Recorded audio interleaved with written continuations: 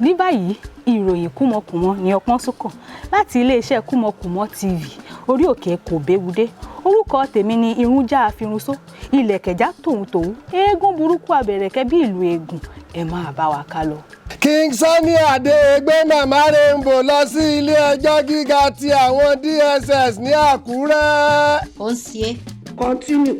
Látàrí orin Alhaji Michael Jackson tí ìyá Rainbow jí kọ ní Church Genesis ní ìlú Àgùdà. Ṣé lọ́sàn-án àbí láàárọ̀ la? Ẹ̀yin ló wà kan ti yín bẹ̀ King Sunny Adé. Ẹ̀sàbọ̀dù fi ewé àti egbò wo àrùn kúrúnà àti ìtọ̀ ṣúgà ní ìlú Turkey. Ní òyìnbó kan tí wọ́n ń pè ní Mr. Ewúrẹ́ bá fi wọ́n jẹ oyè Mayor of Kuruna. No, carry this man go station. Angel Bread fẹ́ pín búrẹ́dì méje fún gbogbo ọlọ́pàá Nàìjíríà lọ́fẹ̀ẹ́. We have a lot of problems. Ó ní ṣùgbọ́n gbogbo ọlọ́pàá Nàìjíríà gbọ́dọ̀ tètè dé Heathrow Airport ní 15:30 ní àárọ̀ ọ̀la. Will you keep quiet? Ẹ gbà mí o! Lizzy Anjorin fi ọlọ́pàá DSS wá Tóyìn Àyìnmákù kiri ní ìlú Mẹ́kà. Is that how you were? Kí ló tún ṣe? Mo rò pé ẹ ti yanjú ọ̀rọ̀ yìí ni. Lizzy Anjorin sọ wípé ojoojúmọ́ ni òun rí Tóyìn Àyìnmákù nínú microwave tí òun fi ń dáná. Here.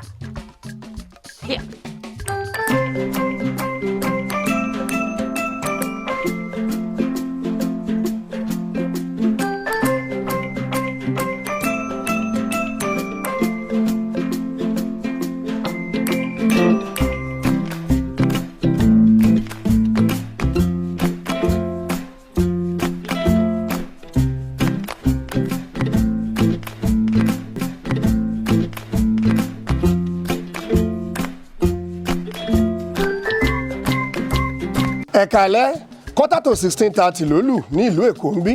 Professor Obonleja Wúdẹ̀ ló ń kí yín yankan bí ọgbẹ́ aláṣejù babajẹ́nrọ́lá tí fi ẹsẹ̀ méjèèjì ta ajá nípa ṣàrà lójú ọ̀tá tó ń wò mí tẹ̀gbintẹ̀gbin láti iléeṣẹ́ ojúkòkòrò Evangelical Ministry orí òkè Kòmátà ní ìròyìn kúmọkùmọ ti ń wáyé.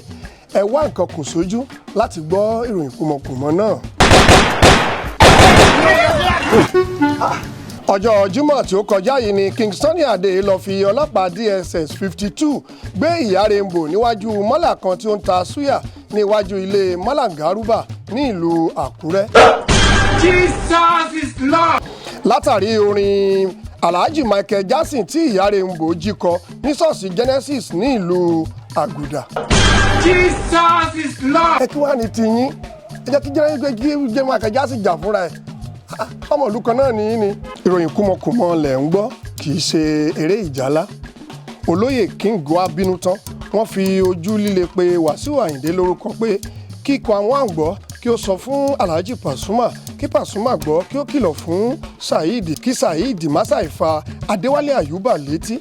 Bàbá Tòkunbọ̀ wá fi tìbínú sọ̀rọ̀ pé kí MON Ayéfẹ́lẹ́ má fi ọwọ́ pa idà òun lójú kí ẹni tí ó bá mọ ojú Alhaji Àyìnlá Kollington kí ó kìlọ̀ fún gbogbo wọn dáadáa pé kò sí olórin kólórin kan tàbí tí ó ṣẹ̀ṣẹ̀ bẹ̀rẹ̀ tàbí tí ó ti bẹ̀rẹ̀ tipẹ́ tí ó gbọ́dọ̀ pe Small Doctor ní orúkọ.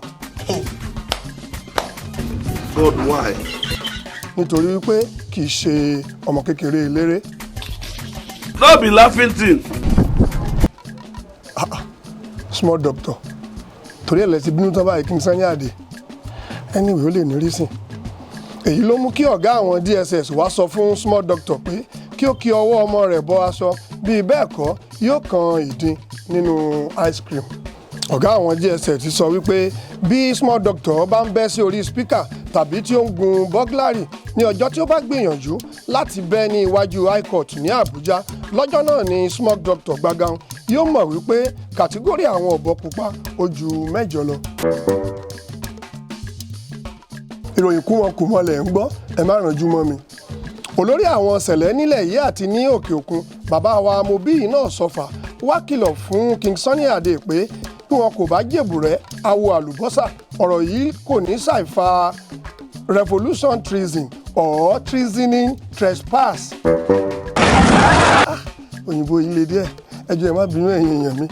Ọ̀rọ̀ yìí ló mú kí ọ̀jọ̀gbọ́n òǹkọ̀wé Kẹ́mi Olúnlọ́yọ̀ fi ìbínú sọ̀rọ̀ sí olóyè Jimoh Aliu pé bí wọn kò bá dá Ìyá Rainbow padà sí ibi tí wọ́n ti ń jẹ súyà tẹ́lẹ̀ ní ìlú Iyemẹtu, gbogbo tẹlifíṣàn ilé Kọ́lá Olóòtú kò ní ṣiṣẹ́ fún odindi ọdún 7. Shut up! Shut up! Shut up! Ìròyìn kúmọkùmọ kò tí ì lè parí nítorí adájọ́ ti sún ìgbẹ́jọ́ sí ọjọ́ 7 oṣù keje ọdún 2020. Kò tí ẹ pé. Ẹ̀yin tèmi ní gbogbo tí ẹ ti ń gbọ́ mi tẹ̀dẹ̀ tí ń wò mí, orúkọ mi ni James Ọlárẹ̀wájú Omiyinka tí gbogbo àwọn ènìyàn mọ̀ sí Bàbá Ìjẹ̀ṣà. I'm a comedian. Mo fẹ́ fi ìròyìn ayọ̀ kan tó yín létí ni. Ẹ̀yin tí ẹ fẹ́ ra ilẹ̀ tí ó jẹ́ new, ẹ jọ̀wọ́ ẹ tẹ́tí kí ẹ gbọ́, bóyá ilé iṣẹ́ aládàáni àbí ilé iṣẹ́ ńláńlá, bóyá báǹkì ni àbí hospital, ẹ gbọ́ dáadáa.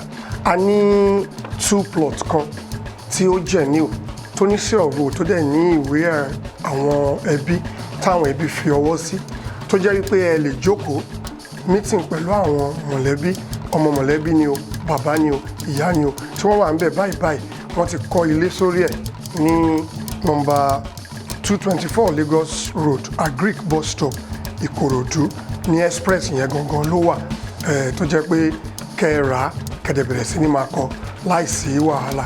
Fún ẹ̀kúnrẹ́rẹ́ àlàyé ẹ pè sórí 0803242 0803242 tó jẹ́ pé gbajúgbajà agbẹjọ́rò ni lọ́ọ̀yà Bàdà ni wọ́n wà nídìí property yìí. Ṣùgbọ́n tí ẹ bá ní interest sí ilẹ̀ yìí ẹ kàn sí wa lórí 0803242 àwọn máa retí yín. Mo ti rálẹ̀ o, mo ti rálẹ̀ o, mo ti rálẹ̀ tèmi, mo ti pè bí mọ́nú, mo dò nílé lórí. Ẹ wá kájọ sọ àsọyépọ̀ sí ọ̀fọ̀ pẹ̀lú ìwé ẹbí, ó dúró gidigba. So, happy birthday to Ọládòkun Tinúọlá Favour. Happy birthday to you, long life and prosperity. Bí o bá ń gbọ́, Oxford Group àti iléeṣẹ́ Babjẹ́ Nigeria Limited ló ní kí a kí yín. Olúwa yóò dúró tì yín, yóò dúró ti ọmọ, yóò dúró ti ọkọ, yóò dúró ti gbogbo àwọn ènìyàn tí wọ́n bá gbà fún Ọlọ́run láti ara yín. Happy birthday to you, Ọládòkun Tinúọlá Favour. Ẹ ṣé, èmi náà ń kí yín ní èdè ìlú wa. Tó bí ẹ̀yin kò bá wọ̀n kún, èmi gúdúgúdú bàbá ké kò ní gbà á láàbọ̀. Mbàlájà Sàláwà Àbẹ̀ní ló kọ ìròyìn yìí sílẹ̀ nígbà tí Anthony Joshua tú ní èdè Yorùbá sí èdè Ìjẹ̀bú Mọ̀sán. Èmi ọmọ yín Òbónléjà Wúdẹ̀, igi burúkú abitakùn gbàgàngbàgàn ọ̀dàmọ́lápá forókún rọrí ni mo kà á fluently sí etí ìwòran yín. Tó gbogbo wa ni kí ẹ mú òun. Tó bí kò bá sí ikú, ewúrẹ́ kò gbọdọ̀ wẹsẹ̀. Lọ́jọ́ tí ewúrẹ́ bá wẹsẹ̀, ọbẹ̀ ni ó dà. Ìyókù tún di ní ọjọ́ 7. Imú yín ni kí ẹ máa fi mí o. Ṣé ẹ wá rí pé rẹ bàbá wa ẹgúnnugún báyìí? Síbẹ̀síbẹ̀ ìròyìn kúmọkùmọ lẹ̀ ń gbọ́, ẹ máa gbọ́n mu.